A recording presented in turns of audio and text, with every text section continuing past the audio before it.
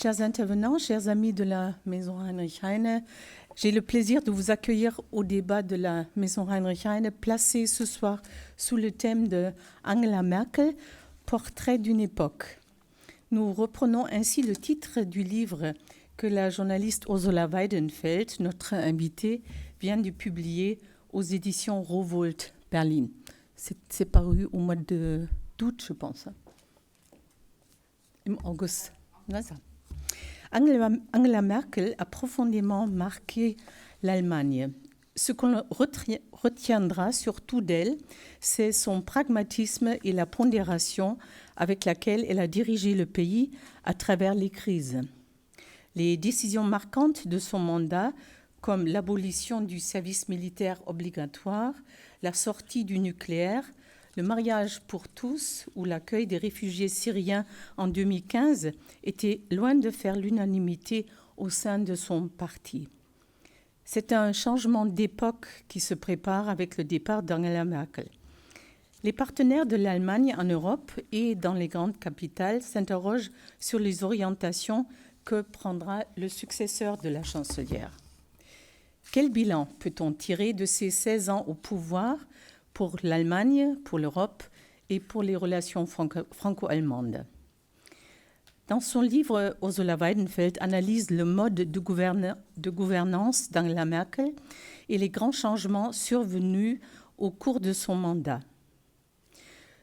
Le plus grand défi, c'est que l'on ne sait toujours pas aujourd'hui qui est Angela Merkel, affirme Ursula Weidenfeld dans une interview avec la radio allemande Deutschlandfunk. Le principal problème, dit-elle, est que la chancelière ne parle pas d'elle-même, elle ne parle pas de ses motivations ni de sa vie privée. Vue de l'extérieur, la chancelière est devenue une femme sans qualité sur laquelle on projette toutes les attentes et les craintes, la dévotion et le mépris, la haine et l'admiration. On peut tout trouver en Angela Merkel, la sauveuse et la destructrice de l'Europe, déterminément favorable et défavorable à l'énergie nucléaire, l'écologiste et la politicienne industrielle, la réformiste économique et la socialiste conservatrice. Fin de citation, c'est une traduction de cette interview avec le Deutschlandfunk. Je remercie chaleureusement Ursula Weidenfeld d'avoir accepté notre invitation pour ce soir. Ursula Weidenfeld est journaliste économique. Elle a notamment été correspondante à Berlin pour la Wirtschaftswoche, ainsi que chef du département économique et rédactrice en chef adjointe du Tagesspiegel de Berlin.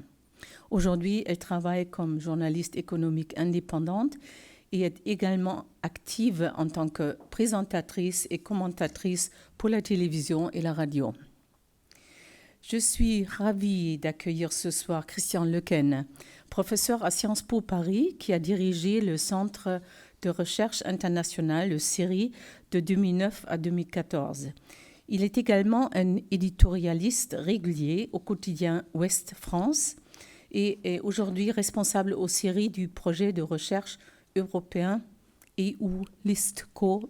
Je ne peux pas déchiffrer ça, mais c'est souvent le cas avec les titres de ces pôles de recherche. Ces thèmes de recherche sont la diplomatie française et la politique européenne de la France. Son dernier ouvrage qu'il a dirigé vient de paraître et s'appelle « La puissance par l'image. Les États et leur diplomatie publique », publié aux presses de Sciences Po Paris en 2021.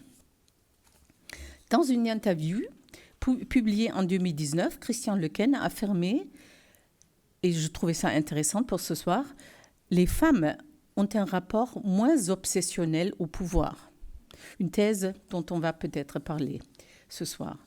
Last but not least, je suis heureuse que la journaliste parisienne Britta Sandberg ait accepté la modération du débat de ce soir.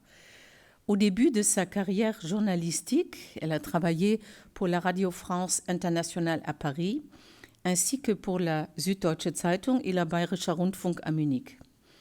À partir de 1990, Britta Sandberg a travaillé pour Spiegel TV.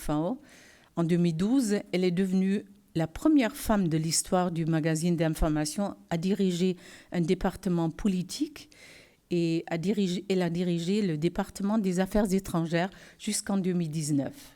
Et depuis, Britta Sandberg travaille comme correspondante du Spiegel pour la politique étrangère à Paris.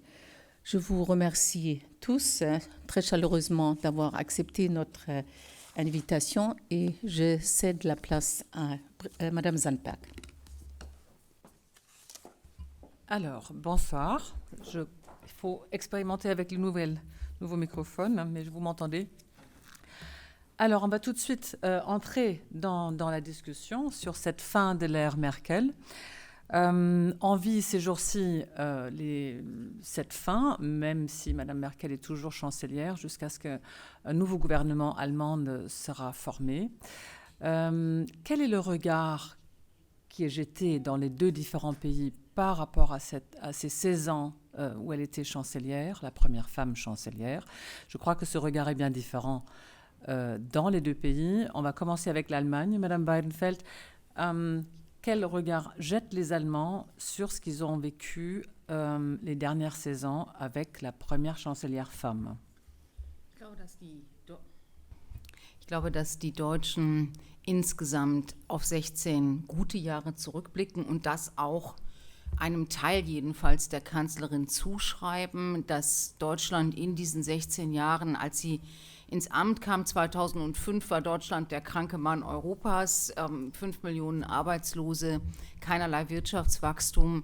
Und das ging dann in der Ära Merkel sehr geschmeidig und sehr schön voran, selbst in der Finanzkrise und nach der Finanzkrise wieder. Und das hat der Kanzlerin den Ruf eingetragen, eine erfolgreiche Politikerin zu sein, eine zu sein, die Krisen gut kann, die Krisen in Deutschland und für Europa bewältigt und auch erfolgreich bewältigt. In Deutschland war nach 2010 das Wirtschaftswachstum wieder sehr gut, die Zustimmung zur Kanzlerin wuchs. Ich glaube, dass das Bild einer Krisenkanzlerin eines ist, das bleiben wird. Und auf der Schattenseite, da wo eben auch schon jetzt sehr deutlich Kritik in Deutschland an Angela Merkel geübt wird, geht es im Wesentlichen darum, dass sie ihre Politik nie erklärt hat, dass sie nie für politische Ziele geworben hat, dass sie sich auch nichts zu eigen gemacht hat, für das sie die Macht riskiert hätte. Insofern ist das schon mal der erste Widerspruch. Also wenn es eine Politikerin in Deutschland gegeben hat, die machtbewusst bis in die letzte Fingerspitze war, dann ist es Angela Merkel gewesen. Also sie hat zum Machterhalt darauf verzichtet, das politische Risiko einzugehen, politische Vorstellungen zu formulieren, damit vor den Wähler zu treten und ihn um Zustimmung zu bitten. Insofern sehr viel Licht, aber eben auch Schatten über 16 Jahren Angela Merkel. Auf all diese Aspekte werden wir nachher noch eingehen. Monsieur Lequen, on a pu avoir l'impression en France, vu les publications lors du départ de Angela Merkel, que quelques Français, ou pas mal de Français, ont l'air d'aimer cette chancelière presque plus que leur propre président. En tout cas, c'était une image et des articles extrêmement positifs, pour ne pas dire admiratifs, par rapport à cette femme. Qu'en pensez-vous ? Oui, absolument. Il y a même un sondage de l'ICFR, du Conseil européen pour les relations internationales, qui montre qu'une grande partie des Français considèrent que Mme Merkel a été un leader de qualité et qu'elle est le leader de l'Europe. Même c'est ainsi que les Français interrogés, au même titre que d'autres Européens d'ailleurs, la voient. Je pense que, bien sûr, comme Ursula Weidenfeld l'a dit, on a le sentiment en France que c'est une politicienne qui a quand même réussi son mandat, notamment à travers l'amélioration de l'économie, puisque on se rappelle de la situation économique de l'Allemagne au début des années 2000, elle était tout de même mauvaise, et à partir de 2010, donc les choses sont rétablies. Donc en France, il y a un peu d'envie à l'égard de cela, puisque un des problèmes de la France, c'est justement de réformer l'économie d'une telle manière que ça puisse en devenir un modèle, ce qui n'est pas le cas actuellement, alors qu'il est clair que l'Allemagne a réussi à imposer un modèle économique aux autres Européens en particulier. Et je pense aussi que ce qui fascine les Français chez Madame Merkel, c'est que c'est exactement le type de politicienne que les Français n'éliraient jamais. Et c'est la raison pour laquelle il l'apprécie. Je veux dire par là qu'on n'élirait jamais en France quelqu'un qui a si peu de goût pour la rhétorique, se refuse à dire qu'elle a une vision d'avenir. Un président français, à l'inverse, c'est quelqu'un qui doit manier le verbe, le discours, qui doit toujours se projeter en parlant de la stratégie française. Madame Merkel, c'est exactement l'inverse de cela.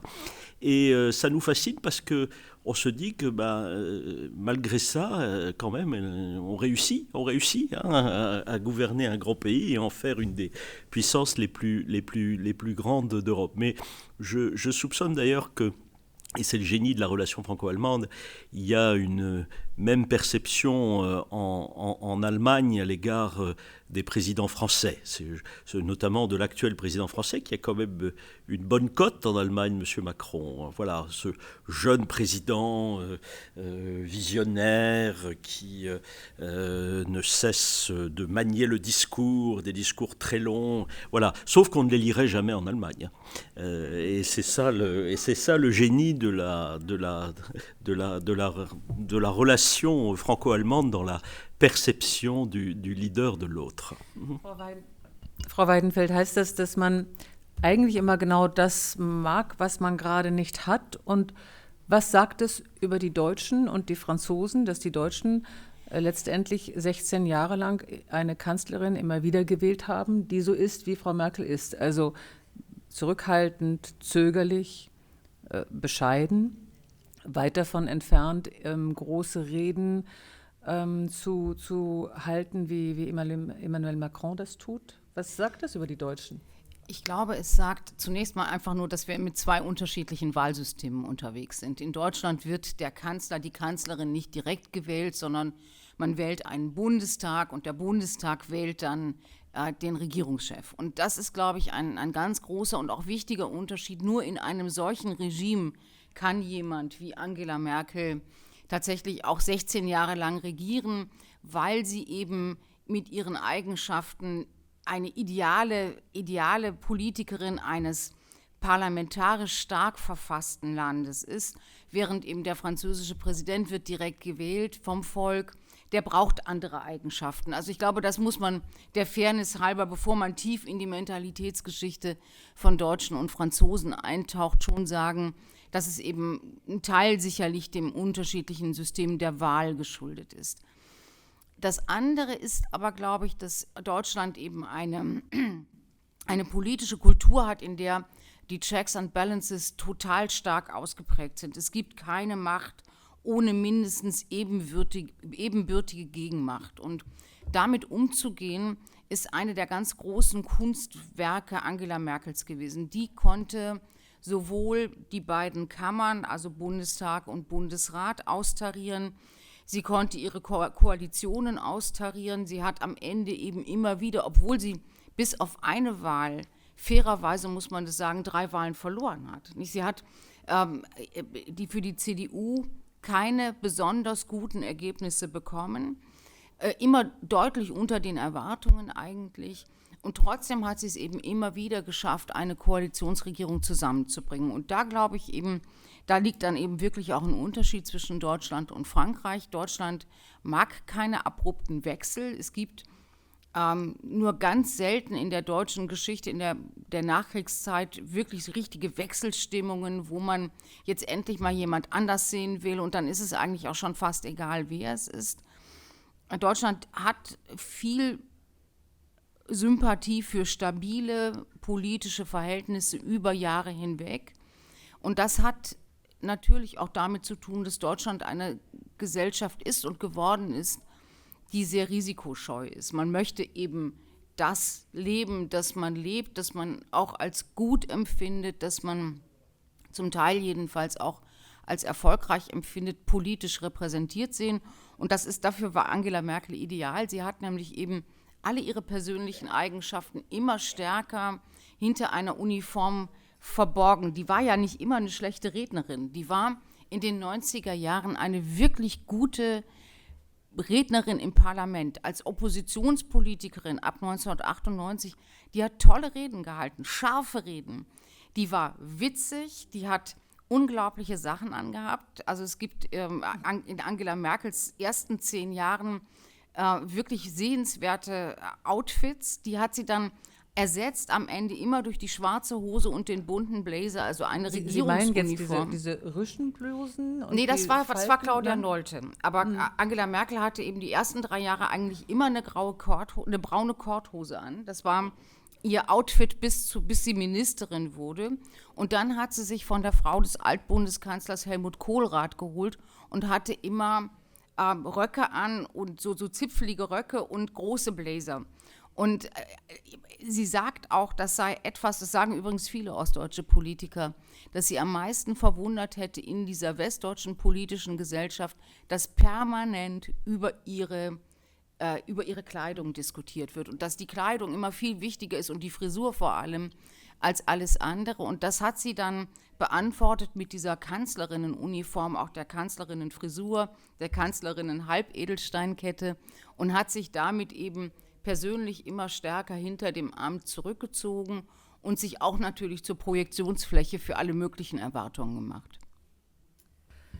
Est-ce que vous partagez cette analyse, pas au niveau vestimentaire, mais au niveau politique, que les Allemands n'aiment pas le risque et que c'est une partie ça fait une partie du succès d'Angela Merkel, ou Angela Merkel a complètement correspondé à cela. Et est-ce qu'on peut en déduire que les Français, donc, en ayant élu un jeune président qu'ils connaissaient à peine avant, il faut dire, sont plus aventuriers? Alors oui, je partage tout à fait le point de vue d'Ursula Weidenfeld. Je pense que la société allemande est une société qui a une aversion au risque. Et je pense que ça s'explique historiquement assez facilement. Je n'ai pas besoin de le décrire en détail. Je pense que dans la période contemporaine, cette aversion du risque est aussi accentuée par le fait que nous sommes dans une société vieillissante. C'est un point qu'il ne faut pas oublier. Je pense que la démographie joue un rôle aussi sur cette volonté de stabilité, cette volonté de ne pas trop changer les choses.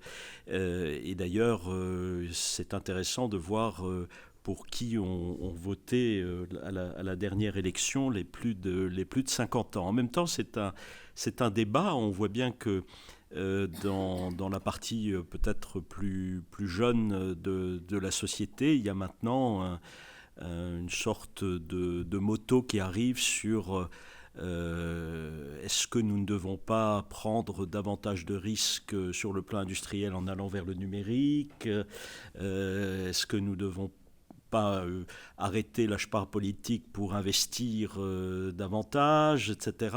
Donc c'est un thème, mais je pense que Madame Merkel a correspondu vraiment bien à la partie plus conservatrice au sens littéral de ce terme de l'électorat allemand. Il y avait une deuxième question dans votre question, mais je ne suis pas sûr. Non, c'était ça? Voilà. Je ne voulais pas vous demander sur les vêtements de Madame Merkel. Ah oui. Voilà. C'est bon. Bah, écoutez, je veux dire un mot quand même. Ça a quand même en France un côté fascinant. Parce que dans un pays, la France, où quand même l'apparence compte, enfin je veux dire, il faut se mettre en scène, et sur le plan vestimentaire comme sur le plan du style oratoire, etc., avoir cette femme qui passez-moi l'expression, donne l'impression de s'en foutre complètement, c'est quand même fascinant. C'est fascinant. Moi, je crois que c'est un des points aussi qui explique une certaine popularité de Madame Merkel. On a l'impression d'une femme modeste, d'une femme... voilà, je crois qu'il y avait un papier de Bernd Ulrich dans Die Zeit qui disait un des points de son succès, c'est qu'elle donne l'impression d'être une femme normale, une femme bien, quoi, une femme comme on voudrait en rencontrer parfois dans un dîner, en se disant que voilà, on va avoir une conversation normale avec elle.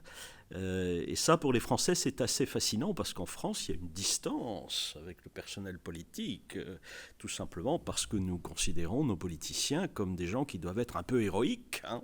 Et là, on retrouve la différence de culture, je crois, politique entre les deux pays. Et elle donne l'impression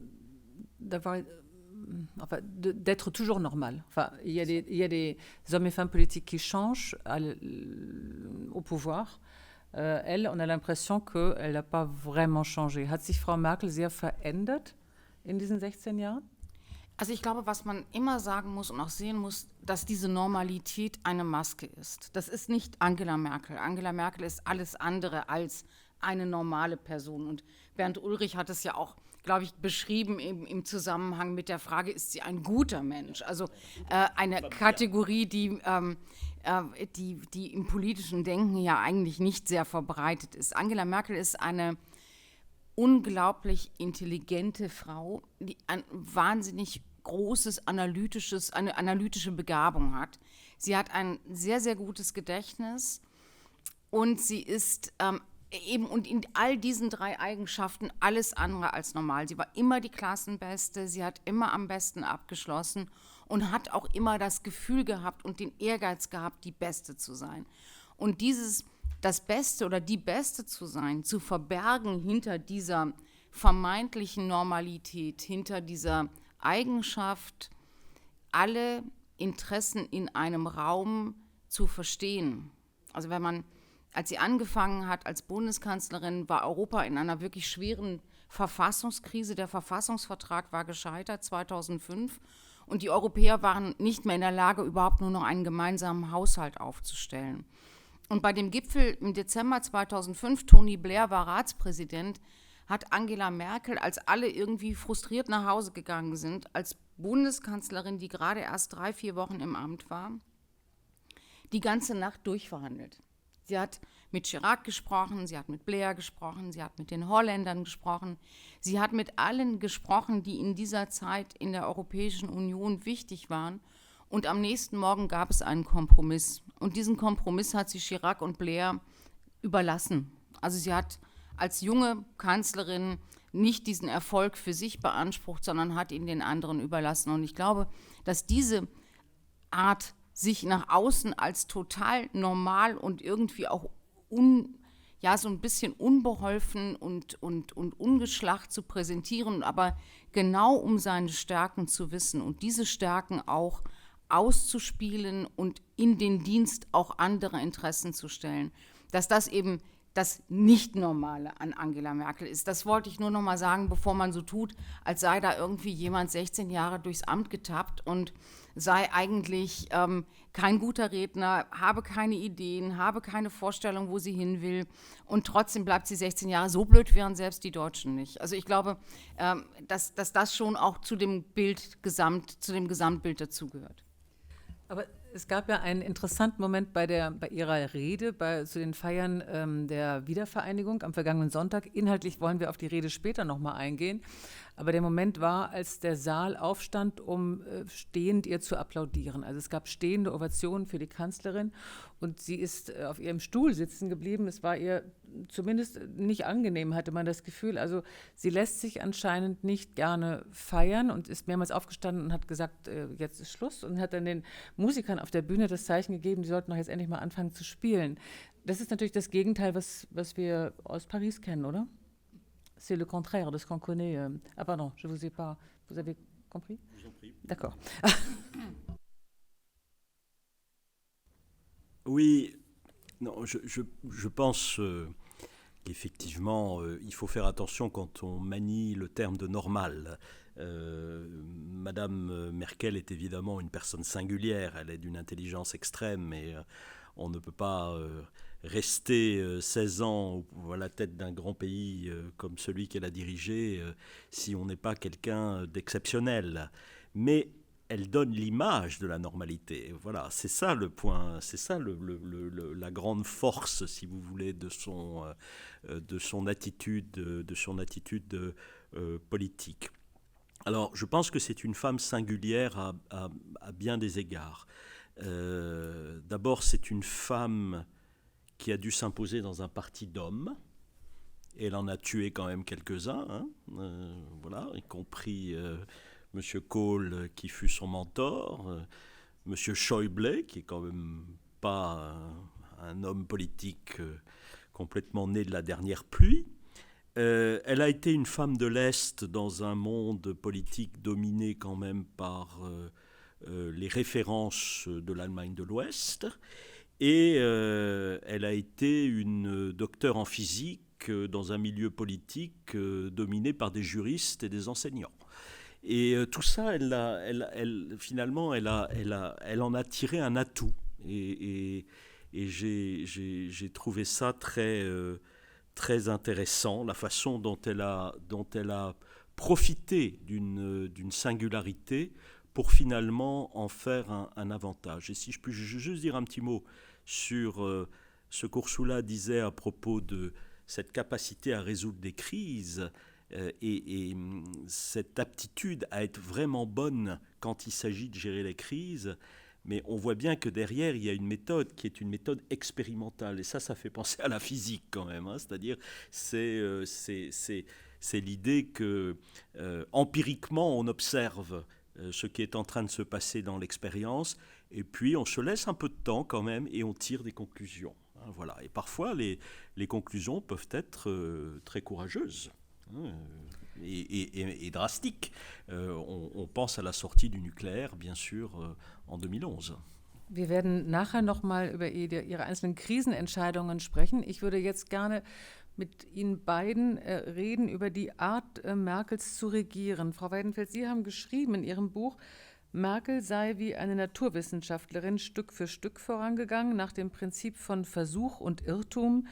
Zögern und Zaudern hätte sie zum Regierungsprinzip erhoben. Und Sie leiten dann auch daraus ab, dass das durchaus dem Bild einer modernen Politikerin entsprechen könnte.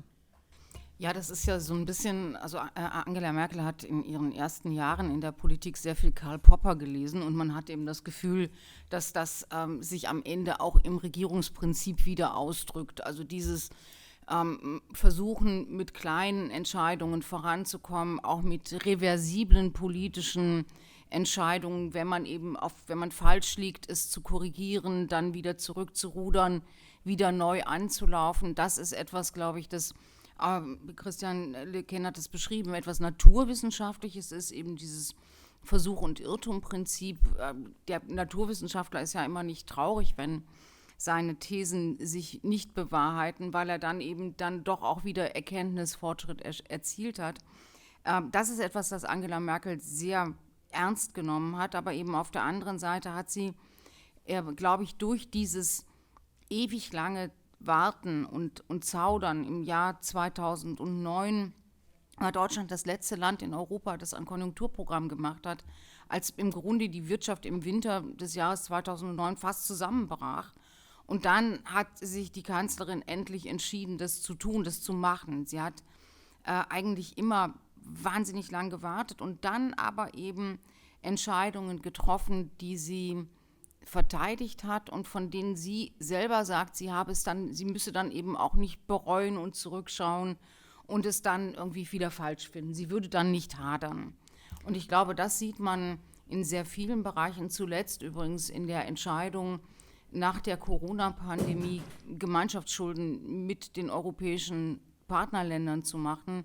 Etwas, was sie 2013 noch mit dem Satz, solange ich lebe, wird das nicht passieren, kommentiert hat. Also da sieht man eben auch, wie nicht nur ein Regierungsprinzip des Zögerns, des Versuchs und des Irrtums sich am Ende ausdrückt, sondern eben auch ein Erkenntnisfortschritt oder eine Regierungschefin selbst bereit ist oder in der Lage ist, ihre Einstellungen zu Themen immer wieder zu prüfen und auch anzupassen. Deshalb wird man von Angela Merkel in diesen 16 Jahren zu fast jeder Frage auch jede Antwort finden. Aber woher kommt dieses Zögern? Also das lässt sich ja nicht nur durch Ihre Vergangenheit als Naturwissenschaftlerin begründen. Sie beschreiben in Ihrem Buch eine Szene, ich glaube aus Ihrer Schulzeit, wo Angela Merkel als Schülerin von einem 3-Meter-Sprungbrett springen soll. Ja, das ist die Geschichte, die sie selber auch immer wieder erzählt. Und das zeigt eben auch, dass Angela Merkel selber so kuratierte Geschichten aus ihrer Kindheit und Jugend erzählt, um damit auch Dinge zu begründen oder auszuleuchten. Und diese Geschichte vom 3-Meter-Brett geht so: Es gibt eine Schwimmstunde in der Schule, alle Schüler müssen vom 3-Meter-Brett springen. Angela Merkel steht auf diesem 3-Meter-Brett und steht und steht und steht. Und erst als die Schulglocke läutet und die Stunde zu Ende ist, springt sie. Also sie springt gerade noch so rechtzeitig, dass die Leistung zählt. Und das ist etwas eben erstens, dass das Zögern ausleuchtet, zum anderen aber auch die Fähigkeit beleuchten soll, zu springen. Denn Angela Merkel ist 1999, als die CDU in der Parteispendenaffäre unterging, ist Angela Merkel diejenige gewesen als Generalsekretärin der CDU, die ihrer Partei mitgeteilt hat, öffentlich, sie möge sich doch jetzt bitte von ihren alten Schlachtrössern Helmut Kohl lösen und alleine laufen lernen. Das hat keiner der anderen geschafft, keiner der anderen gemacht, obwohl sie das alle auch so gesehen haben oder hätten erkennen müssen. Also die Botschaft war, ihr bleibt auf dem 3-Meter-Brett stehen, aber ich bin diejenige, die gesprungen ist, wenn es gezählt hat. Mais quand il n'y a pas de crise, elle attend, elle hésite, elle pousse les décisions à l'infini. Pour apporter un regard aussi un peu plus critique sur ces années de Angela Merkel, qu'est-ce qu'on a raté à cause de cette attitude d'attendre toujours, de pousser les décisions? Qu'est-ce qu'on aurait pu faire au niveau européen, par exemple, si elle avait agi plus tôt, même si, à la fin, sous la pression de la pandémie et dans cette situation de crise, elle s'est résolue à faire un pas qu'elle n'a pas voulu faire avant? Je pense qu'on aurait pu attendre de sa part un projet institutionnel pour l'Europe un peu plus global. C'est-à-dire que ça, c'est une chose qu'elle n'a jamais véritablement exprimée. Et c'est vrai qu'à partir du moment où Macron est arrivé en France, il y a eu cette demande française qui a été faite dans ce fameux discours de la Sorbonne du mois de septembre 2017, auquel Mme Merkel a mis du temps à répondre et a donné une réponse qui était quand même une réponse très, très modérée. Donc c'est vrai que si on avait voulu engager politiquement davantage l'Europe sur le chemin d'un franco-allemand qui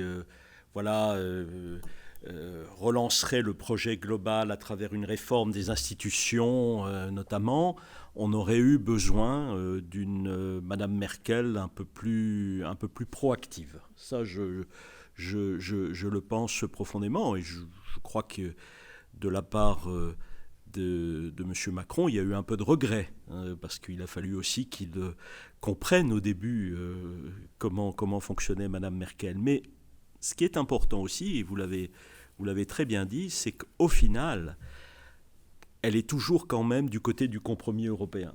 C'est ça le point important.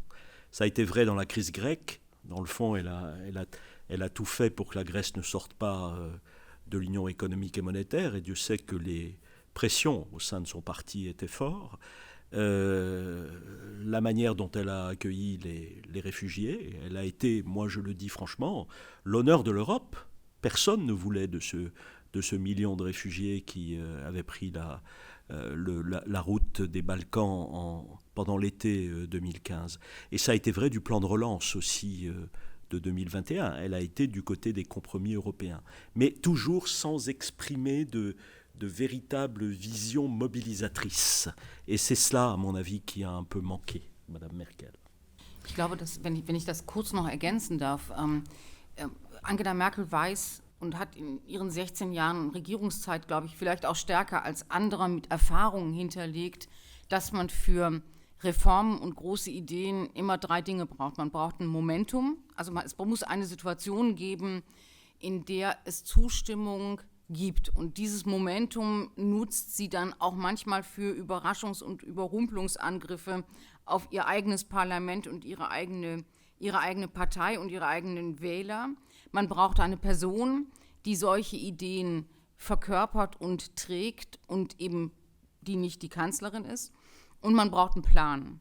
Und wenn man eins von 3 nicht hat, und das war, glaube ich, auch der Grund für diese ganz späte und scheibchenweise Antwort auf Macrons Europavorschlag, auf die Sorbonne-Rede, es gab das Momentum nicht.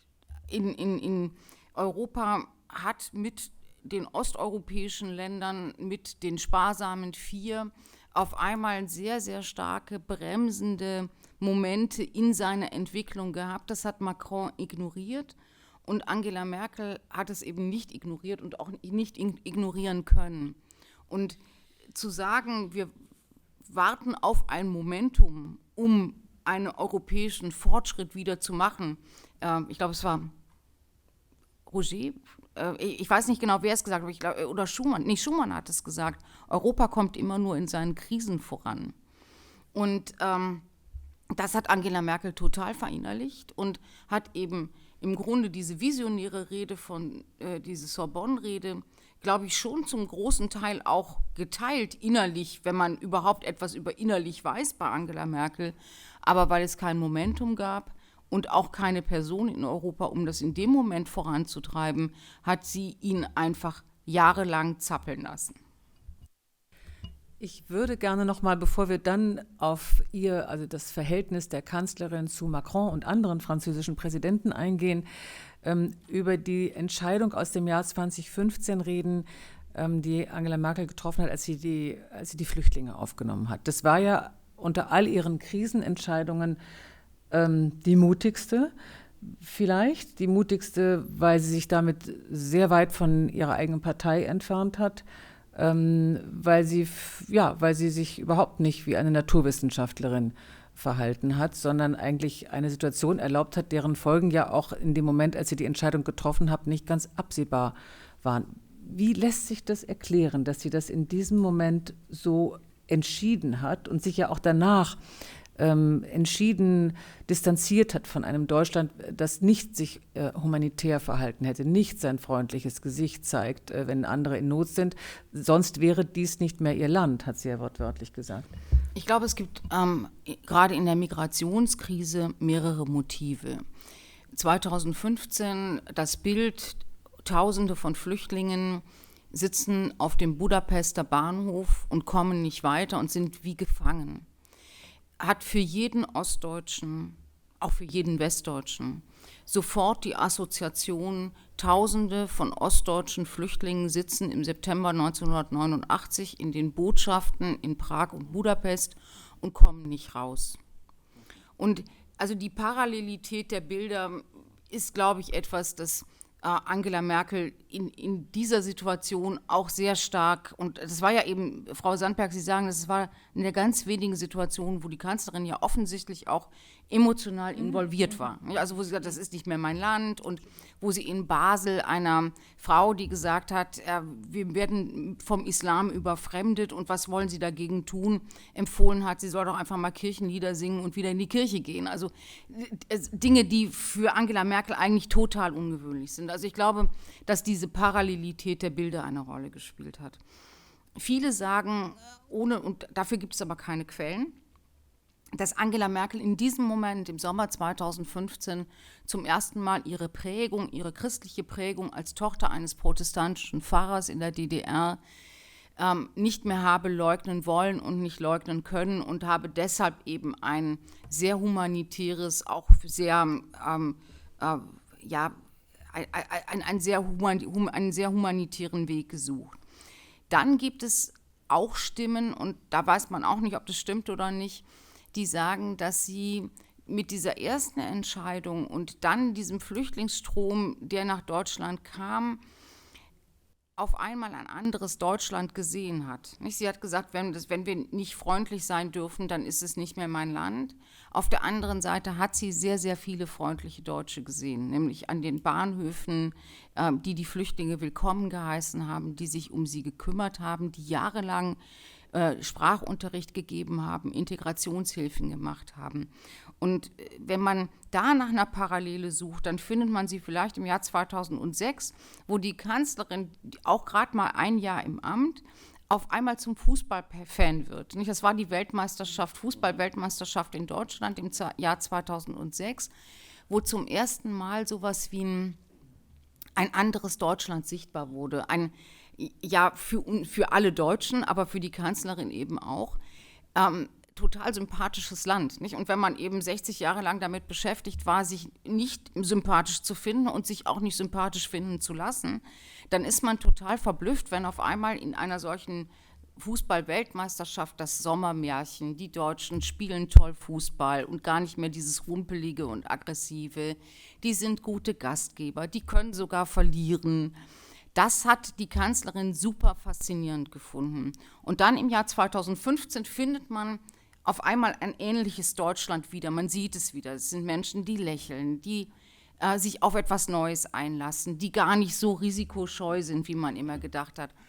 Und viele sagen, dass die Kanzlerin sich von beiden Momenten hat auch davontragen lassen, auch von der Zustimmung. Dann auf einmal hieß es, Angela Merkel ist Kandidatin für den Friedensnobelpreis. Das hat sie, glaube ich, nie ernst genommen und sie hätte es auch gar nicht gut gefunden. Aber so diese Zustimmung auf einmal zu erfahren für eine ostdeutsche Politikerin, die vorher im politischen System Deutschlands im Wesentlichen Ablehnung erfahren hat, hat sie möglicherweise dann eben doch auch getragen, über eine längere Zeit, als es vielleicht gut gewesen wäre, die Grenzen offen zu lassen, bevor sie dann eben den Vertrag mit der Türkei verhandelt hat. Also ich glaube, dass diese drei Elemente eine Rolle gespielt haben und dass es wirklich auch in der Kombination einzigartig ist und dass deshalb die Migrationskrise auch in den 16 Jahren die einzige immer noch nicht erklärbare politische Situation ist. Die emotionalen oder irrationalen Momente der Naturwissenschaftlerin und der Politikerin Merkel. J'aimerais bien parler des couples franco-allemands, des différents présidents avec lesquels la chancelière avait à voir depuis elle était au pouvoir. Elle avait à voir avec 4 présidents. Alors, avec lesquels, selon vous, elle s'est vraiment bien entendue et avec lesquels c'était plutôt compliqué? Alors d'abord, 4 présidents, c'est un beau palmarès. Hein. La reine d'Angleterre a fait mieux, mais quand même, elle a connu une succession de présidents français. Et à mon avis, c'est ceux qui peut-être incarnaient le plus ce que les Allemands attendent de la France de façon un peu cliché, qui ont eu la meilleure relation avec elle. Je m'explique. Chirac, je pense que c'était une bonne relation. Chirac, c'était la France éternelle. Hein, c'était la France, l'héritage gaulliste, voilà, le baise-main, la vieille République. Voilà. Sarkozy, là, c'est autre chose. C'est la France excitée, c'est la France énervée. Ça, à mon avis, Mme Merkel n'aimait pas beaucoup. Hollande, c'est la France sans panache. Alors ça aussi, à mon avis, pour une femme politique allemande, c'est un peu déroutant. Et alors avec Macron, retour à la France des idées, hein, plus que la France des moyens, mais la France des idées, la France qui n'hésite pas à se projeter, à dire qu'elle est leader, etc. Et dans le fond, je pense que ça ne déplaît pas à Mme Merkel. Donc vous voyez, ce sont les présidents Chirac et les présidents Macron qui, quelque part, incarnent peut-être davantage un peu ce que l'on attend du cliché de la France, qui se sont entendus le mieux avec Mme Merkel. Donc 2 et 2, je dirais, pour répondre à votre question. Würden Sie das teilen, diese Einschätzung?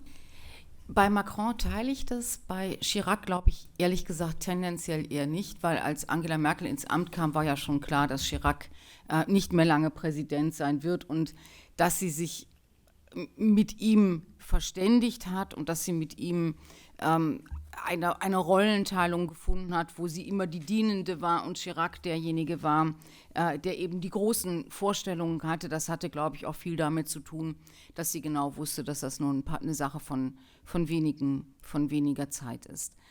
Bei Sarkozy, Angela Merkel hat ja sehr viel Humor und kann wahnsinnig gut Leute nachmachen. Und wenn man sich überlegt, wen macht sie am liebsten nach von den französischen Präsidenten, dann ist es Sarkozy. Also dieses Nicolas, ho, ho, ho, ho, das ist also etwas, das hat sie wirklich auch ganz oft und auch mit großer Lust. Also die beiden hatten eine Ebene miteinander, die eben bei aller Unberechenbarkeit und bei allem Irrlichtern etwas war, was ihr jedenfalls Spaß gemacht hat, den Eindruck hatte man. Ich glaube, François Hollande fand sie langweilig und uninspiriert und da funktionierte eben auch diese deutsch-französische Arbeitsteilung nicht mehr, über die wir am Anfang gesprochen haben. Die Franzosen haben die Charismatiker und die Deutschen haben die Buchhalter. Das ging dann eben nicht mehr und das fand sie, glaube ich, auch nicht besonders interessant. Und bei Macron also Angela Merkel findet gut aussehende, super intelligente, super ehrgeizige und sehr machtbewusste junge Männer sehr attraktiv. Wenn man sich mal überlegt, wer hat in diesen 16 Jahren eine Rolle gespielt oder wen hat man gesehen? Dann hat man Jürgen Klinsmann gesehen, den damaligen Bundestrainer der Nationalmannschaft, zu dem sie eine merkwürdige, auch gute, also ich glaube, das ist nicht anstößig, sondern das ist einfach nur, also zu dem sie eine gute Beziehung aufgebaut hat. Sie hat Karl Theodor zu Guttenberg, einer der Shootingstars, der in ihrem Kabinett, damals erst Wirtschaftsminister, dann Verteidigungsminister, den fand die auch erstaunlicherweise gut, obwohl er war genau das Gegenteil von ihr. Nicht? Sie ostdeutsch, er westdeutsch, sie an materiellen Dingen überhaupt nicht interessiert, eher schwerreich. Sie an Partys nicht interessiert, eher einer der besten Gastgeber Deutschlands. Sie unprätentiös und eher pompös. Also da gibt es so ganz viele Dinge, die sie ganz offensichtlich doch attraktiv findet. Und die findet sie auch bei Macron attraktiv. Und sie findet eben Intelligenz bei Politikern, glaube ich, wirklich unschlagbar. Das findet sie, da erkennt sie sich auch wieder und da sieht sie sich dann auch in der Politik wieder. Der Spiegel hat jetzt zum Abschied der Ära Merkel ein Interview mit dem Europaminister und früherem europäischen Berater in europapolitischen Fragen Macrons, mit Clément Beaune, geführt und der hat eigentlich bestätigt, was Sie gesagt haben. Er hat gesagt, es sei eine absolut funktionierende Arbeitsbeziehung gewesen, in der die beiden sich auch immer gesagt haben, wenn sie nicht einverstanden waren. Die beiden hätten mehrmals wöchentlich, teilweise täglich sich angerufen, SMS, Textnachrichten geschrieben. Und sie wären aber auch immer für den anderen mit eingestanden in Situationen, in denen es für den jeweils anderen schwierig war, also bei Macron während der Gelbwestenbewegung. Und umgekehrt Macron bei Merkel, als es darum ging, einen Präsidenten oder eine Präsidentin der Europäischen Kommission zu ernennen. Also es ist vielleicht nicht nur das Gefühl, dass man diese Zeit jetzt besonders gut, weil sie noch so frisch in Erinnerung ist, eben in Erinnerung hat, sondern dass es da eine besondere Beziehung gab, das würde ich auch teilen. Ich würde gerne, da wir ja schon weit in der Zeit vorangeschritten sind, auf zwei Dinge eingehen, die ich auch sehr interessant finde bei Angela Merkel, nämlich, dass sie weder aus ihrem Frausein, aus der Tatsache, dass sie die erste Kanzlerin der Bundesrepublik Deutschland war, noch aus der Tatsache, dass sie aus dem Osten kommt, während ihrer Regierungszeit große Themen abgeleitet hat oder daraus ein großes Narrativ gemacht hätte, sondern beides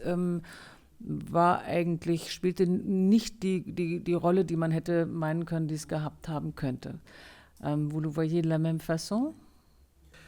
Oui, j'ai une explication. Je pense que cette femme, dans le fond, peut-être est-ce lié au fait qu'elle a vécu dans un régime idéologique quand même les 35 premières années de sa vie, se méfie de tout ce qui est militance, c'est-à-dire elle n'est pas attirée par les attitudes de militante.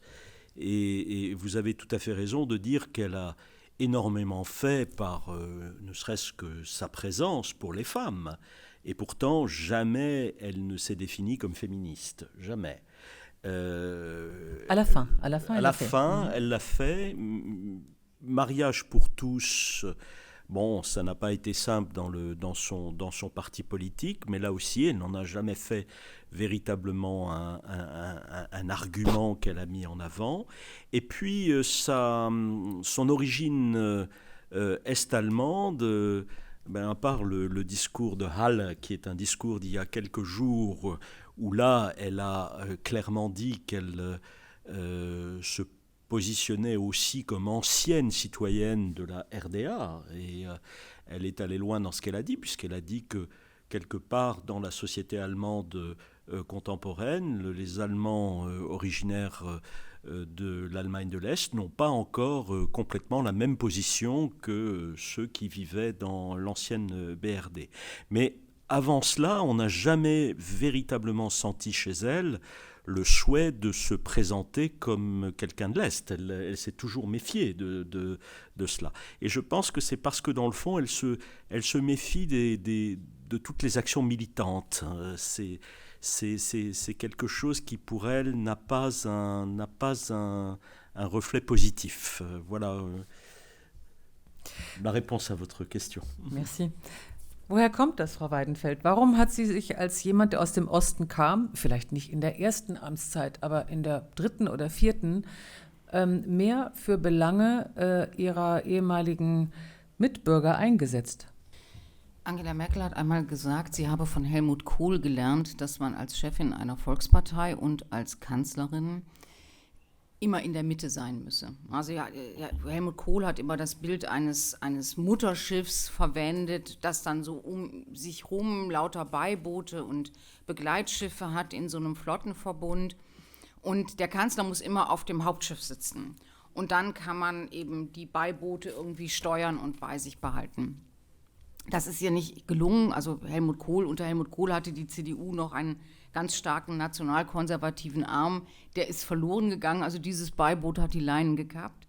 Aber Angela Merkel hat sich das immer zu eigen gemacht. Und man muss sich noch mal überlegen, 1990 war Westdeutschland eine unglaublich erstarrte Gesellschaft. Da haben nicht mal 50% der Frauen hatten eine Erwerbsarbeit. Es gab keine Kindergartenplätze für Kinder und schon gar keine Ganztagsplätze. Wenn man seine Kinder ganztags in einen Kindergarten schicken wollte, musste man sich gefallen lassen, dass man entweder als Sozialistin, als egoistische Emanze oder als völlig durchgeknallt galt. Also es gab eben einfach diese westdeutsche Gesellschaft, in die Angela Merkel dann ausgerechnet als Frauenministerin gekommen ist, war eine Gesellschaft, die uns heute so fremd erscheint, dass wir sie uns selber auch nicht mehr gut vorstellen können. Also Angela Merkel wird Frauenministerin und die DDR hatte ja ein ganz anderes System. Da waren 90% der Kinder in der Kinderkrippe. Da haben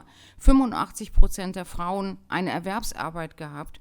Da gab es praktisch keine Teilzeit. Also das war eine ganz komplett andere Gesellschaft. Aus anderen Motiven war das so. Aber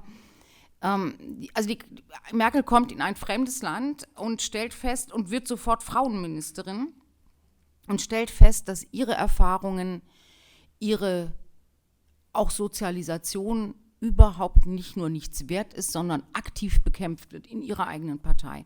Es gibt aus den ersten Jahren Fraktionsprotokolle, da steht dann drin, da fragt ein CDU-Politiker die durchgeknallte Frauenministerin aus dem Osten, die damals übrigens dann auch als Zonenwachtel bezeichnet wurde, also die waren nicht sehr freundlich mit ihr, fragt sie, ob man sich im Ernst vorstellen müsse, wenn ein Mann und eine Frau sich auf dieselbe Stelle bewerben, dass am Ende es sein könne, dass die Frau diese Stelle bekommt.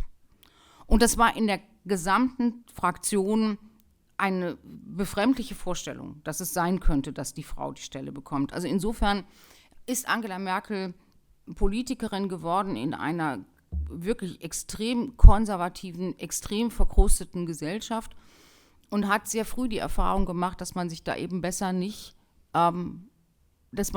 sich besser nicht positioniert. Dasselbe, als sie CDU-Vorsitzende wird. Sie konnte nur deshalb CDU-Vorsitzende werden, weil sie ostdeutsch war und eben keine Parteispendenvergangenheit haben konnte in einer Situation, in der die Partei eben komplett von dieser Spendenaffäre kompensiert war. Aber bis heute, ich weiß nicht, wer von Ihnen mit dem Namen Friedrich Merz was anfangen kann, ihr großer Rivale, der bis heute nicht verwunden hat, dass Angela Merkel sich durchgesetzt hat und der bis heute zweimal angetreten ist, um ihr Nachfolger zu werden, nur um dieser Zonenwachtel zu zeigen, dass er der Richtige gewesen wäre. Also insofern ist, glaube ich, die Frage, ob man sich als Ostdeutsche positioniert in einer Gesellschaft, die eben immer noch ganz stark die Eigenschaften der Bonner Republik hat, eine Frage der Klugheit. Und die Frage der Frau, da ist mein Eindruck, dass Angela Merkel sich da einfach so zur Notarin des Wandels gemacht hat. Die musste das nicht. Sie hatte Ursula von der Leyen als Frauenministerin. Sie hatte eine Gesellschaft, die sich eben in diesen 30 Jahren, in denen sie politisch aktiv war, fundamental gewandelt hat. Die Rolle der Frau hat sich praktisch von selbst aufgewertet. Und deshalb musste sie sich da eben auch nicht musste sie selber nicht polarisieren. Sie hatte ein Girls Camp im Kanzleramt. Also ihre beiden engsten Mitarbeiterinnen haben sie die ganze Zeit begleitet. Also sie hat sich im innersten Kreis der Macht dann doch auch mit Frauen umgeben. Das ist aber, glaube ich, bei jedem, also es ist ja sozusagen verhaltensökonomischer Mechanismus, dass man sich am liebsten mit Menschen umgibt und Menschen vertraut, die einem ähnlich sind. Das macht es ein bisschen problematisch, wenn man über Quoten redet oder wenn man gerne möchte, dass sich gesellschaftlich etwas verändert. Aber genauso wie Gerhard Schröder im Wesentlichen in seinem engsten Kreis bis auf seine Chefsekretärin Männer hatte oder Helmut Kohl, hat Angela Merkel Frauen da. Ich glaube, das hat eben viel mehr damit zu tun, dass man eben als Kanzlerin oder als Kanzler wenigen Personen sehr, sehr alles anvertrauen und vertrauen muss. Und dann macht man das am besten mit denen, die einem ähnlich sind. Christian Lequesne, Sie hatten eine Frage. Oui, en vous écoutant, je me disais que finalement, dans l'analyse que l'on fait de la réunification, on se pose toujours la question comment les sociétés ou la société de l'ex-RDA s'est adaptée au modèle social ouest-allemand. Et là, sur la question des femmes, vous inversez la causalité. C'est assez intéressant. On a le sentiment, en vous écoutant, que finalement, la réunification a eu un impact sur la place de la femme aujourd'hui dans la société ouest-allemande, car je partage tout à fait votre idée que en 1990, la position de la femme dans la société ouest-allemande par rapport au travail, par rapport aux jeunes enfants, était une situation très, très conservatrice. Donc, est-ce qu'on pourrait dire que là, c'est un cas où finalement le modèle de l'Est a eu un impact sur le changement à l'Ouest? C'est ça la question que je voudrais vous poser. Ja, ich glaube, da ist was dran. Also Deutschland ist viel ostdeutscher geworden, als wir uns das jemals vorgestellt haben und vorstellen wollten. Es war allerdings, glaube ich, auch, also die westdeutsche Gesellschaft war so überständig, dass dieses Modell auch gar nicht mehr, das war sturmreif, das war nicht mehr zu verteidigen, in Europa nicht. Wenn man sich in Frankreich, wenn man nach Frankreich geschaut hat, wenn man nach England geschaut hat, das ging einfach nicht mehr. Aber da gab es dann eben einfach ein Modell auf einmal, das nach Deutschland reingewachsen ist, das mit anderen auch Erwartungen zu tun hatte. Und Angela Merkel hat als Frauenministerin mal einmal den ganz großen Fehler gemacht, in einer westdeutschen Versammlung der Frauenunion, also der Frauen ihrer Partei, zu sagen, im Osten, im Westen würden ja die Hälfte der Frauen nicht arbeiten. Und da gab es also einen Riesenzirkus, weil die natürlich gearbeitet haben, die haben die Kinder erzogen, die haben zu Hause gearbeitet, aber eben diese Wertung von Erwerbsarbeit als Arbeit und Familienarbeit als Nichtarbeit, das ist, glaube ich, etwas, das sich dann in den Folgejahren wirklich auch nochmal, bevor es dann jetzt in den letzten 3-4 Jahren dann revidiert worden ist, aber was sich dann in den Folgejahren sehr durchgesetzt hat. Und das ist natürlich ein sehr ostdeutscher Blick auf Arbeit oder auf Erwerbsarbeit, aber eben auch auf die Frage, wer denn eigentlich für Familienarbeit zuständig ist. In Ostdeutschland war es der Staat und in Westdeutschland war es die Frau. Lassen Sie uns nochmal auf das Verhältnis von Angela Merkel zu ihrer Partei eingehen. Sie haben ja gesagt, als Merkel die CDU von Helmut Kohl übernahm, war das eine andere Partei, die war verstaubt, sie war irgendwie ein bisschen alt geworden. Merkel hat das verändert. Sie hat die Partei modernisiert, sie hat die Korruption und die schwarzen Kassen irgendwie der Vergangenheit verurteilt. Und sie hat natürlich auch durch die Politik, die sie zum Beispiel Frauen wie Frau von der Leyen hat machen lassen, die Gesellschaft zu einer anderen gemacht. Eines hat sie nicht gemacht. Sie hat innerhalb der Partei nicht ihre eigene Nachfolge organisiert oder auf den Weg gebracht oder auf verschiedene Säulen gestellt, weil man ja nicht sicher sein kann, ob alle dann funktionieren. Sie hat eigentlich die Zukunft der Partei nicht vorbereitet, was wir nun heute sehen, was wir am Wahlergebnis gesehen haben. Und gegen 17 Uhr heute Nachmittag kam die erste Eilenmeldung, dass der CDU-Parteivorsitzende und Kanzlerkandidat Armin Laschet eventuell anfängt, über einen Rückzug nachzudenken, was sich heute Abend in der ersten Erklärung von ihm fortgesetzt hat. Warum, Frage an Sie beide, hat sie das nicht gesehen, dass es wichtig ist, wenn die CDU überleben soll, beziehungsweise überleben, also diese nächste Wahl mit besseren Voraussetzungen bestehen soll, dass sie ihre eigene Nachfolge zu irgendeinem Punkt hätte besser vielleicht angehen müssen? Naja, sie hat es ja versucht. Sie hat ja die Verteidigungsministerin, und die damalige Nicht-Verteidigungsministerin, sondern die damalige Ministerpräsidentin des Saarlandes, Annegret Kramp-Karrenbauer, nach Berlin geholt. Und natürlich in der Absicht, sie zur Parteivorsitzenden zu machen, was ja dann auch gelungen ist, und sie dann hinterher zur Nachfolgekandidatin im Kanzleramt zu machen. Es hat aber nicht geklappt. Und es hat deshalb nicht geklappt, weil Annegret Kramp-Karrenbauer nicht dasselbe Verhältnis zu Macht hat wie Angela Merkel. Angela Merkel, und da sind wir wieder ein bisschen am Anfang unserer Diskussion, Angela Merkel hat ein unglaublich funktionales und klares Verhältnis zur Macht. Sie weiß ganz genau, dass die Parteivorsitzende nur dann, oder dass die Kanzlerin nur dann uneingeschränkte Macht hat, wenn sie auch Parteivorsitzende ist.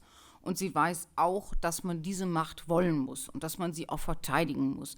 Deshalb hat sie ihre eigene Partei erstmal inhaltlich ausgehöhlt und entleert. Die CDU ist keine konservative Partei mehr, sondern sie ist eine Regierungspartei. Sie ist eine Partei, die nur in der Regierung funktioniert. Und wir werden es sehen, wenn sie jetzt nicht mehr in die Regierung kommt, gibt ja immer noch eine 5% Chance, dass es funktioniert, wie schnell die CDU sich,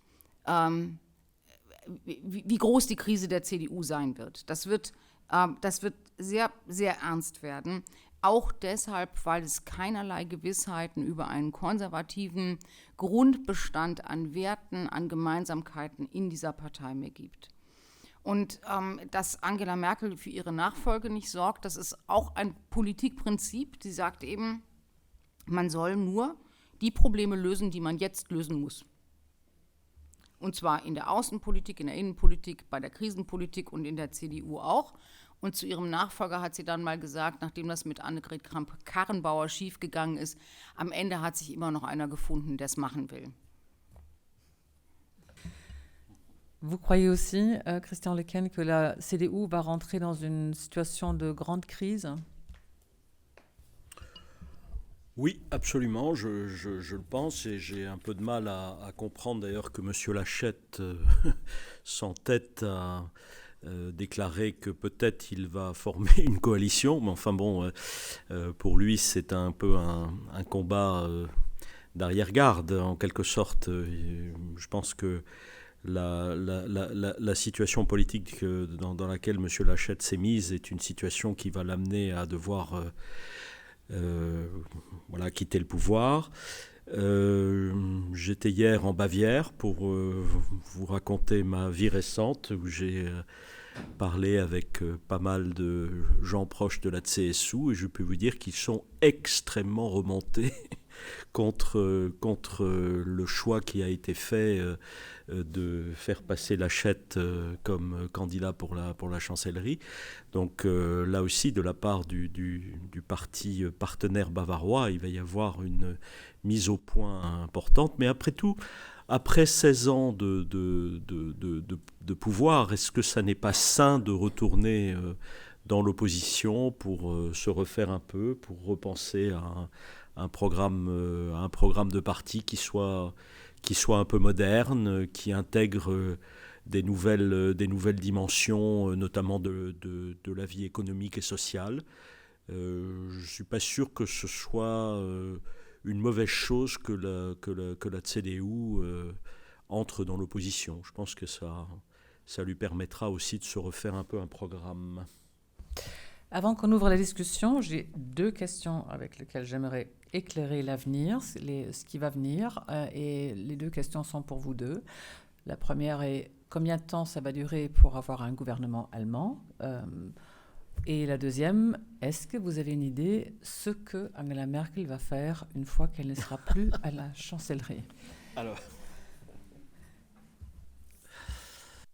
écoutez, je vais commencer par la deuxième question et je vais faire un parallèle avec les 2 précédents chanceliers.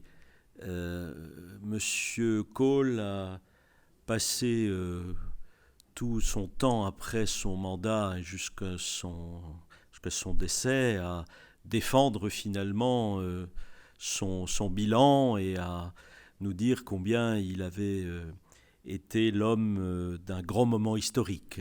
Voilà, donc il a passé son temps à essayer de justifier la grandeur de son action. Je ne pense pas que Mme Merkel fasse ça. L'autre chancelier est entré dans une société à capitaux russes et voilà, fait du business. Je ne crois vraiment pas que Mme Merkel non plus fasse ça. Donc je me dis que Mme Merkel va avoir du temps pour elle, qu'elle va pouvoir faire des grasses matinées formidables, qu'elle va pouvoir lire, qu'elle va pouvoir... Alors on va peut-être pouvoir l'inviter à Sciences Po, parce que quand elle était chancelière, j'ai essayé plusieurs fois et on m'a toujours répondu qu'elle ne s'exprimait pas devant les étudiants de façon très naturelle. Enfin, c'est ce que me disait son entourage. C'est vrai qu'avec des étudiants, on ne contrôle jamais complètement les questions. C'est une chose normale. Alors peut-être que maintenant, elle s'en moquera un peu plus. Et la première question... Le gouvernement. Alors là, écoutez, je ne sais pas. Je ne suis pas sûr que le gouvernement soit formé à Noël, mais enfin, espérons que ce soit le cas. Mais je pense qu'Ursula a plus d'informations que moi là-dessus. La présidence française de l'Union européenne, qui va s'ouvrir au mois de janvier prochain, n'a pas voulu communiquer sur ses priorités parce qu'elle ne voulait pas interférer avec la formation du gouvernement, et donc elle pensait que c'est en décembre simplement qu'on pourrait dire ce que seront les grandes priorités de la présidence française. Je ne suis pas sûr que ce soit le cas. Moi, je suis très optimiste. Voilà. Je sais donc, pas comment... on verra. Comment vous voyez... Ja, also Angela Merkel sagt nicht, was sie macht, und sie sagt auch selber nicht, dass sie weiß, was sie macht. Aber Angela Merkel ist sicherlich, und da bin ich ganz bei Christian Lecquesne, sie wird auf keinen Fall irgendwo wieder politisch arbeiten. Sie wird auf keinen Fall Geld verdienen mit dem, was sie vorher gemacht hat, es sei denn, sie schreibt eine sehr große Autobiografie, die wahrscheinlich sehr erfolgreich sein würde dann. Gut vorstellbar ist, und dass sie, und wenn man sie an Universitäten erlebt hat, nicht an französischen Universitäten, aber an amerikanischen Universitäten, kann man sich sehr, sehr gut vorstellen, dass sie dort irgendwie 1, 2, 3 Jahre ihre Erfahrungen dann auch teilen wird. Das hat übrigens, ich glaube, dass die Frage mit Frankreich und französischen Universitäten ist gar keine, dass sie nicht mit Studenten diskutieren will. Das tut sie. aber sie kann kein Wort Französisch. Also sie versteht es nicht, sie spricht es nicht. Und sie hat einmal Ferien in Frankreich gemacht und hat hinterher erzählt, sie habe sich gefühlt wie ein Embryo. Also sie habe dieses Land geliebt und toll gefunden, aber die Tatsache, dass sie sich mit niemandem habe unterhalten können und dass sie noch nicht mal eben ihren eigenen Kaffee bestellen konnte, hätte sie dann doch auch irgendwie traumatisiert. Angela Merkel ist übrigens sehr sprachbegabt. Also wenn sie dazu bringen, erstmal Französisch zu lernen, dann kommt sie sicher auch nach Frankreich. Sie hat in der DDR die russische Olympiaden gewonnen. Ihre Mutter war Englischlehrerin. Also es ist nicht aussichtslos, dass sie das lernt. Ich kann mir auch sehr, sehr gut vorstellen, dass sie in absehbarer Zeit in einer Klimastiftung irgendeiner Art wieder auftaucht, weil sie das, glaube ich, auch als ganz große Leerstelle ihrer Kanzlerinnenschaft empfindet, dass sie sich praktisch vom Verfassungsgericht zwingen lassen muss, ein Klimaschutzgesetz zu verabschieden, das seinen Namen verdient. Ich glaube, das hat sie auch persönlich als Niederlage empfunden, auch als Naturwissenschaftlerin. Und die Frage nach der neuen Regierung, das geht entweder schnell oder es dauert ganz lange. Also ich meine, wenn die CDU, die SPD, die Grünen und die FDP stehen unter einem unglaublichen Erwartungsdruck. Die müssen sich einigen. Und wenn da jetzt keine Katastrophe passiert, kann es sein, dass wir tatsächlich die letzte Neujahrsansprache der Kanzlerin im letzten Jahr gehört haben. Wenn eine Katastrophe passiert, dann wird es sicher in den Januar, Februar gehen und dann wird Angela Merkel uns länger erhalten bleiben, als wir uns das jemals vorstellen konnten. Vielen Dank. Dann würde ich jetzt die Runde gern öffnen für Fragen aus dem Publikum. Ich würde wirklich um Fragen bitten und möglichst kurze Fragen, keine Stellungnahmen, damit dann auch viele zu Wort kommen können. Ich weiß nicht, ob es Fragen gibt. Da hinten der Herr und dann Sie, genau.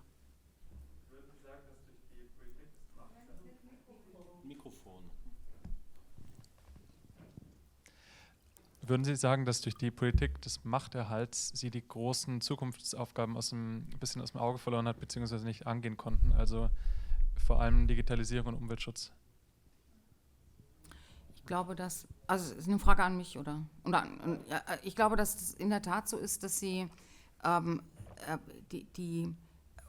wenn man sich fragt, oder wenn man jemandem das Etikett am Ende gibt und sagt, das war die große Krisenkanzlerin, dann würde man ja auch erwarten, dass jemand nicht nur Krisen akut bewältigt, sondern dass er sein Land auch versucht, oder dass sie versucht, das Land Europa krisenfester zu machen. Also das Resiliente oder das Land und Europa resilienter zu machen. Und da hat sie in der Tat nichts getan. Und eben dieses Wissen oder diese Haltung, löse nur die Probleme, die du lösen musst und die du unbedingt lösen musst, haben übrigens nicht nur bei der Wirtschaft und bei der Digitalisierung und beim Klima eine riesige Leerstelle hinterlassen, sondern auch in der Sozialpolitik. Deutschland muss eine riesige Rentenreform wuppen in den nächsten 4 Jahren und das hat sie liegen lassen, und weil sie es eben liegen lassen konnte. Da hinten war noch eine Frage, ja. Oui, bonjour. Oui, donc quelques points et après une question. Donc au niveau vraiment... Les points très courts parce qu'il y a plusieurs questions. Okay. Simplement, je voulais dire qu'au niveau électoral, c'est quand même pas très brillant. Madame Merkel, elle laisse la CDU à 24%. Elle a perdu 10 points avec une AfD quand même qui est stabilisée à 10%. Voilà, donc je voulais dire aussi au niveau des... vous avez oublié quelque chose, quand même Sarkozy a été très utile lors de l'affaire Lehman Brothers, puisque c'est lui quand même qui a expliqué à Mme Merkel qu'on risquait un effondrement du système bancaire et financier, ce qu'elle n'avait pas compris dès le début, quoi. Voilà. Autre chose, au niveau de l'immigration, au moins l'Allemagne par rapport à la France, quand elle dit 1 million, ça suffit, elle sait bloquer l'immigration. Or, la France en a subi les conséquences, puisque nombre de migrants porte de la Chapelle parlaient allemand. Donc, c'est à la France, après, de gérer cette grande générosité de l'Allemagne. Aussi bien pour le nucléaire, la pollution ne s'arrête pas au Rhin. L'Allemagne est en difficulté dans ses renouvelables. Elle va avoir 15 ans difficiles. L'Europe va peut-être manquer d'électricité. Et quelle est votre question ? Voilà. Non, mais c'est pour vous dire quand même que tout n'est pas si rose. Et la question, c'est est-ce que Mme Merkel a commenté les propos de Michel Barnier, qui quand même critique énormément les positions européennes sur l'immigration, ce qui est quand même un coup de poignard dans le dos. Est-ce qu'en Allemagne, Mme Merkel ou d'autres ont commenté les propos de M. Barnier? D'accord. Lesquels de vous deux? Moi, je veux bien dire un mot là-dessus. Je n'ai pas vu de commentaires de Mme Merkel, et je pense qu'il n'y en a pas. Maintenant, elle a peut-être fait des commentaires privés, mais ça, on ne les connaît pas. Mais vous savez, les propos de M. Barnier, ce sont des propos extrêmement opportunistes. Je ne suis pas certain que M. Barnier, profondément, au fond de lui-même, croit que l'Europe ait été aussi terrible, puisqu'il a même cité la jurisprudence de la Cour de justice. Il a attaqué le droit européen, ce qui est quand même extraordinaire, quand on sait ce que M. Barnier a eu comme carrière politique, tout ça pour essayer de se faire qualifier au sein de son parti politique. Donc ça nous renvoie plus au problème du parti Les Républicains aujourd'hui. Voilà, et si pour être un candidat légitime, il faut tenir de tels propos au sein d'un parti de la droite classique, c'est que ce parti a un problème. Voilà. Et c'est ça ma réponse à votre question. Wollen Sie noch ergänzen, oder? Ja, vielleicht nur, dass Sie werden von Angela Merkel nie eine Entschuldigung und nie das Eingeständnis hören, dass die Migrationskrise nicht gut gelaufen ist. Das wird sie nicht tun, das tut sie auch aus gutem Grund nicht. Und ich glaube, dass man, auch wenn man sagt, dass das Jahr 2015 zu den Jahren gehört, in denen Angela Merkel nicht besonders gute Politik gemacht hat, und wenn man der Auffassung ist, dass Deutschland da Europa in eine Situation gebracht hat, die praktisch nicht lösbar ist, auch dann verdient die Kanzlerin in dieser Situation, finde ich, den Respekt, zu sagen, dass man Flucht und Asyl in Europa als Menschenrecht verteidigt, auch wenn man falsche politische Entscheidungen dann trifft. Das halte ich für eine der ganz großen Eigenschaften, eine der ganz großen Vorzüge Europas. Und die Kanzlerin tut das auch. Und deshalb glaube ich, werden Sie da von ihr nie etwas hören. Es gibt in Deutschland inzwischen ein Einwanderungsgesetz. Es gibt auf der nationalen Ebene eine Politik, wie man mit Migration umgehen wird. Und dass sie auf der europäischen Ebene da nicht erfolgreich war beim Suchen nach einem Kompromiss, der für alle erträglich ist, das ist ja für alle klar und liegt auf der Hand. Bon, il y avait une question là-bas, Monsieur Ménudier. Merci. Oui, Madame Weidenfeld, j'ai lu votre livre en totalité, de très près. J'ai beaucoup apprécié, et surtout votre approche thématique. J'ai trouvé ça très intéressant. Mais alors, il y a deux choses qui me choquent un peu, qui me manquent dans votre livre. D'abord, vous ne parlez pas du tout des élections fédérales. Or, comment peut-on expliquer le pouvoir de Madame, son arrivée au pouvoir, son installation, ses problèmes, sans se référer aux résultats électoraux, qui n'ont pas été brillants, sauf une fois, où sur les 4 élections, il n'y en a qu'une, où elle a fait un assez bon résultat. Et en même temps, je voudrais vous demander, vous l'avez un tout petit peu abordé, mais le rapport entre Madame Merkel et la CDU, ce n'est pas un très grand amour réciproque. C'est un rapport très particulier. Comment est-ce que vous le voyez?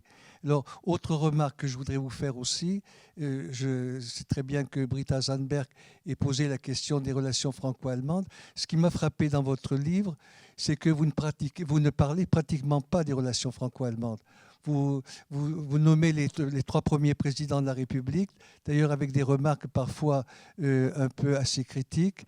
Et concernant Macron, vous lui consacrez 2 pages à propos du discours de la Sorbonne et à propos de l'entente sur le plan de relance. Donc ma question, au fond, est-ce que Mme Merkel s'intéressait aussi peu aux relations franco-allemandes pour que vous n'avez pas du tout développé cette question dans votre livre? Also, die Wahlen waren für Angela Merkel nie besonders entscheidend, weil sie sich im Wesentlichen immer darauf verlassen konnte, dass die CDU als stärkste Partei abschneidet und dass sie mit jedem koalitionsfähig ist, weil sie regieren wollte. Sie haben total recht, wenn Sie sagen, das spielt in dem Buch keine große Rolle, aber es hat für Ihre Politik auch keine große Rolle gespielt. Sie war mit jeder Partei im Bundestag, bis auf die AfD natürlich, als sie dann in den Bundestag kam, und bis auf die Linkspartei koalitionsfähig. Und insofern hat es ihr eben immer gereicht, als stärkste Partei in die Wahl zu kommen. Und damit hat sie ihre Macht gesichert. Also die Wahlen, sie war auch nie eine gute Wahlkämpferin und hat das auch nie mit großer Leidenschaft betrieben. Die Frage nach der CDU ist eine wichtige und eine interessante, weil Angela Merkel in der CDU immer nur Gast auf der eigenen Party war. Sie ist in dieser Partei, also eine sehr enge Freundin von ihr, die sie auch in der Partei beraten hat, eine CDU-Politikerin hat einmal gesagt, Angela Merkel hat die CDU verstanden, aber sie hat sie nie erreicht. Also sie hat nie ihr Herz erreicht. Sie hat nie, sie hat rational gesehen, was das für eine Partei ist, aber sie ist nie in dieser Partei zu Hause gewesen. Und ich glaube, dass das auch zeigt, eben die Leidenschaftslosigkeit, wie sie zum Schluss mit dieser Partei umgeht. Als sie nicht mehr braucht, kümmert sie sich auch nicht mehr um sie. Und vielleicht nur ein ganz kurzes Emblem. Es ist auch eine der ganz großen Kränkungen der CDU gewesen, dass es auch jede andere Partei hätte sein können. Angela Merkel ist ja 1989 in die Politik gekommen und hat sich erstmal ein paar Parteien angeguckt. Und dann war sie bei den Sozialdemokraten, da ist ihr Chef dann geblieben. Da hat ihr nicht gepasst, dass die alle Genossen gesagt haben und dass sie geduzt wurde. Dann war sie bei den Grünen und bei den Alternativen, da fand sie irgendwie dieses Gequatsche am runden Tisch dann irgendwann auch nicht mehr besonders effizient und sagte so, man muss ins Machbare kommen. Und dann ist sie zum demokratischen Aufbruch gegangen und diese Partei ist über Umwege am Ende in der CDU gelandet. Es ist also ein riesengroßer Zufall, dass Angela Merkel CDU-Politikerin geworden ist und das hat ihr die CDU nie verziehen. Dass es eben keine Herzensentscheidung war, keine Entscheidung, die sie aus tiefer Überzeugung getroffen hat. Und zum Deutsch-Französischen glaube ich, dass mit Angela Merkel die Nachkriegszeit tatsächlich für Deutschland zu Ende gegangen ist und zu Ende geht. Die Nachkriegszeit, die geprägt war davon, dass Deutschland in der Außenpolitik ohne Frankreich nicht existieren konnte und auch in der Europapolitik nicht ohne Frankreich existieren konnte. Wir haben ja eben ein bisschen über die Arbeitsteilung geredet zwischen Deutschland und Frankreich. Das hat sich geändert, das hat sich wegen des Brexit geändert, das hat sich wegen des viel stärkeren Gewichts Deutschland in der Europäischen Union geändert. Das hat sich auch geändert, weil die osteuropäischen Länder, Österreich, die Benelux-Staaten auf einmal eine ganz andere Europapolitik auch fordern und verlangen und Deutschland dann in diese Moderationsrolle, in diese Mediatorenrolle auch innerhalb Europas rückt, die Frankreich dann eben beantwortet mit Visionen. Und da hat sich, glaube ich, an der Zusammenarbeit hat sich nicht viel geändert. Die ist qualitativ heute wahrscheinlich besser als früher. Aber an der Notwendigkeit, an der Abhängigkeit hat sich etwas geändert. Insofern glaube ich, dass Angela Merkel, was das angeht, keine leidenschaftliche Verfechter oder hat wenig Leidenschaft für das Deutsch-Französische in Europa entwickelt, aber sie hat es natürlich mit dem Normandie-Format, mit den Formaten, in denen Deutschland und Frankreich international wirksam werden konnten, auch entwickelt. Monsieur Lecken, vous voulez compléter? Oui, je partage absolument cette analyse d'Ursula Weidenfeld sur la question de la relation franco-allemande. Pour répondre à Henri, je crois que cette relation, elle ne change pas avec Madame Merkel, elle change avant. Hein. Elle change après Kohl, en quelque sorte. Et Madame Merkel, elle se situe dans une continuité de ce changement. Pourquoi change-t-elle? C'est tout simplement parce que l'Europe n'est plus la même. Voilà. Et le fait que l'Europe se soit élargie implique que le franco-allemand ne peut plus jouer le même rôle. Et voir qu'il est obligé parfois de faire attention parce que, vu d'Europe centrale et orientale, il peut apparaître comme hégémonique, etc. Voilà. Donc pour moi, la réunification allemande et surtout les changements, les bouleversements géopolitique de 1990 change fondamentalement la donne de la relation franco-allemande, et ça commence avant Madame Merkel. Je ne crois pas que ce soit autant de Madame Merkel qu'une rupture ou un changement vraiment s'annonce. D'ailleurs, on le voit bien, tu le sais bien, Henri, parce que tu as beaucoup étudié la relation historiquement. Qu'est-ce que c'était le moteur franco-allemand jusqu'à Kohl? C'était une force de proposition. On avait ces lettres du chancelier et du président de la République pour nous dire comment il fallait réformer l'Europe, etc. Tout ça n'est plus possible ensuite. Hein, tout ça disparaît. Ça revient quand même avec l'initiative franco-allemande qui mène à la relance. Voilà. Mais avant ça, à mon avis, on n'a plus de manifestation de ce type, tout simplement parce que ce couple franco-allemand ne peut plus se positionner de la même manière dans cette Europe élargie. Gibt es noch Fragen aus dem Publikum? Da hinten. Denken Sie, dass Angela Merkel es bedauert, dass Sie auf das notwendige Momentum angewiesen waren, wie Sie es genannt haben, Frau Weidenfeld, und die Fähigkeit und den Willen nicht hatte, bestimmte Visionen zu entwickeln und die dann auch mehrheitsfähig zu machen und stattdessen sich immer anpassen musste an das, was politisch machbar war? Ich glaube, dass sie das gelernt hat. Also sie ist ja 2005 zu ihrer Wahl angetreten mit einem neoliberalen Wirtschaftsprogramm, einem riesigen Reformprogramm und hätte deshalb fast die Wahl verloren. Und daraus hat sie dann die Konsequenz gezogen und hat eben nichts mehr gemacht. Und hat im Grunde halt, ich glaube, Angela Merkel ist keine große, also sie hat einen irrsinnigen Respekt vor dem Grundgesetz und der Verfassung und dem Parlament, aber sie ist keine große Parlamentarierin. Sie hat das eben schon auch hingenommen und auch aktiv betrieben, dass sich unter ihrer Kanzlerinnenschaft im Grunde sowas wie ein Bild einer Präsidialkanzlerin in Deutschland etabliert hat. Also wenn man vorher gesagt hat, also sieht man auch bei den Gesetzesinitiativen, die das Parlament hervorbringt, das Parlament ist eben marginalisiert, weil Krisen immer die Stunde der Exekutiven sind und die Exekutive hat die Kanzlerin immer als praktisch Bundeskanzleramt gleichgesetzt. Also obwohl sie diesen großen Respekt hat vor dem Parlament, hat sie in Kauf genommen, dass das Parlament entmachtet worden ist und dass eben die Macht zu ihr als Kanzlerin, als Präsidialkanzlerin gegangen ist. Und ich glaube nicht, dass sie das bedauert hat. Was sie bedauert hat, ist, dass sie ein Land regiert, in dem sie sagt immer oder hat ganz oft gesagt, Europa hat ungefähr 30% des Weltbruttosozialproduktes oder hatte es 2008. Es hat 20%, nicht mal 20% der Bevölkerung der Welt. Aber es hat 50% des europäischen Sozialproduktes, hat 50% der Weltsozialleistung. So. Und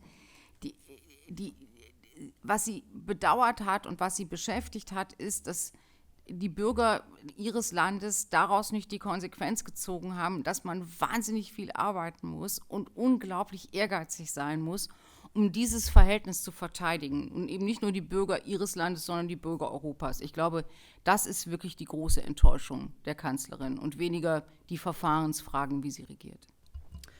So, mit einem Blick auf die Uhr hätten wir noch Zeit für eine allerletzte Frage, wenn es noch eine gibt.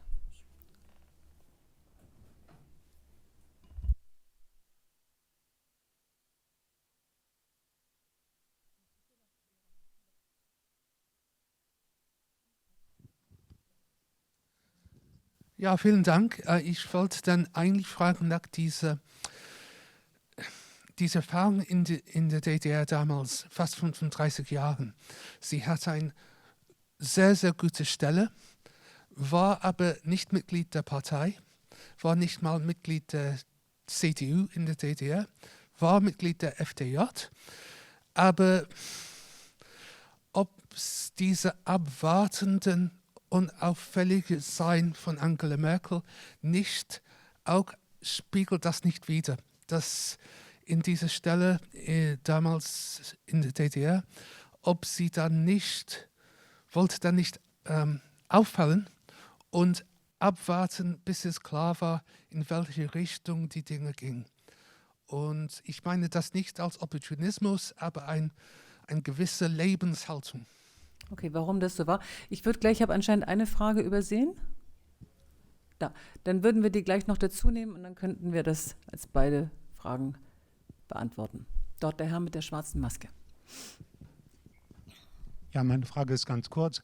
Warum ist Frau Merkel zur sturen Erfüllungsgehilfin der Autoindustrie geworden, gegen sämtliche ökologische Vernunft? Gut, ich denke, beide Fragen richten sich wieder an Sie. Sie müssen heute mehr arbeiten als Ihr Kollege. Ja, ich glaube, dass tatsächlich das Leben in der DDR und da kann man, es gibt ja viele Spitzenpolitiker, die einen ostdeutschen Hintergrund haben. Wolfgang Thierse, Katrin Göring-Eckardt. Also in allen Parteien gibt es, bis auf die Liberalen, sehr erfolgreiche ostdeutsche Politiker und die sagen und erzählen einem alle dasselbe. Die erzählen halt, dass man auch dann, wenn man mit dem System nicht einverstanden war, in der Regel gelernt hat, leise zu leben. So hat Wolfgang Thierse das mal genannt. Also man hat sich notwendig so weit angepasst, wie man musste und wollte und ist nicht in die offene Opposition gegangen. Angela Merkel ist ja auch eine Novemberrevolutionärin, nicht? Die ist ja erst dann politisch tätig geworden, als es überhaupt kein Risiko mehr war, sich politisch zu äußern.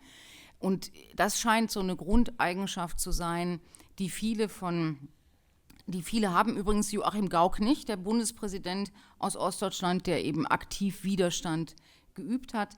Aber dass Angela Merkel ziemlich verzweifelt gewesen sein muss, da in der DDR-Akademie der Wissenschaften zu hocken, sich vorzustellen, das noch weitere 35 Jahre ihres Lebens zu tun, zu wissen, dass sie nicht die ganz großartige Physikerin sein wird und auch zu wissen und zu sehen, dass sie nie die Arbeitsmaterialien hat, die sie braucht, um das, was sie tut, ordentlich tun zu können.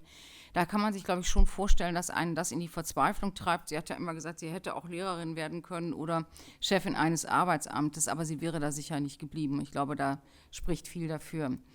Die Frage, warum hat die Kanzlerin sich zum Büttel der Autoindustrie gemacht? Ich glaube, dass in Deutschland, und das werden wir auch die nächsten Jahre noch sehr intensiv diskutieren, die Frage, welche Rolle spielen Industriearbeitsplätze in einzelnen Regionen, aber auch für Deutschland insgesamt als Cluster für Wissenstransfer, als Garant für ein Ausbildungssystem, das ja sonst irgendwie nirgends funktioniert, aber in Deutschland einigermaßen jedenfalls, dass die Kanzlerin Angst hatte, da den Stecker zu ziehen.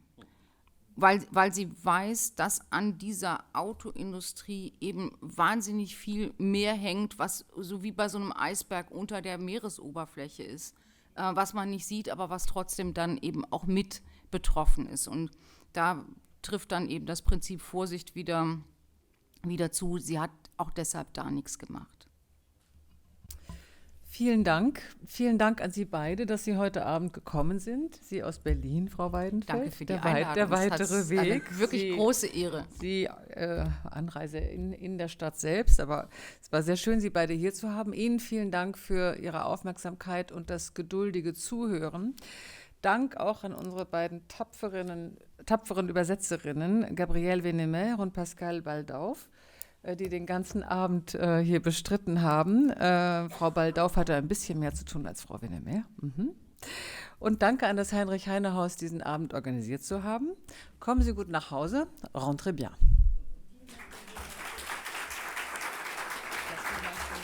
Vielen Dank.